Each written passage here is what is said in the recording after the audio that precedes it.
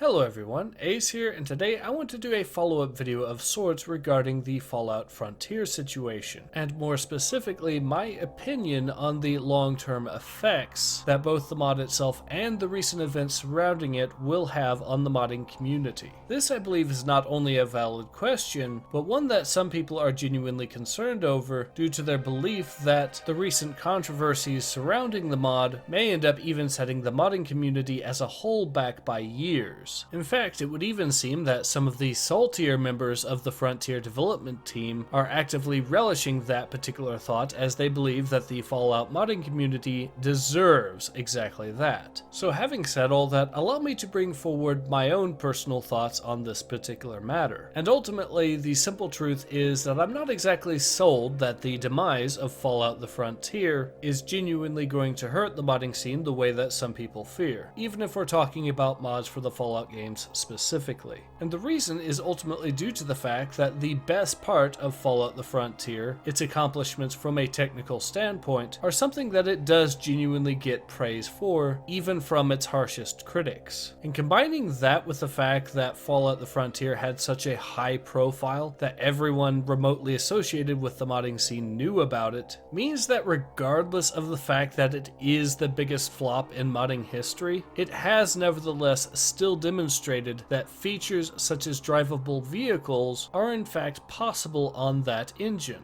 And the mere fact that people now know it is possible means that you can expect to see an increasing number of devs try to implement such features into their own mods. So while it is genuinely ultimately unfortunate that Fallout the Frontier turned out the way it did, I still do genuinely believe that the few features that it did actually implement well have certainly gotten the attention of other modders out there. And so it is ultimately my opinion that it will only be a matter of time before we start to see more vehicles in Fallout New Vegas. Of course, had this mod been shut down before ever actually getting released, things might have been a very different story. But for however little amount of time it was out, it did nevertheless demonstrate some of the possibilities that could be achieved. And hopefully the successes it did have may be repeated sooner than you think, and in a mod that is generally better overall as well. But in any case, this has been Ace. Hope to see you guys again soon.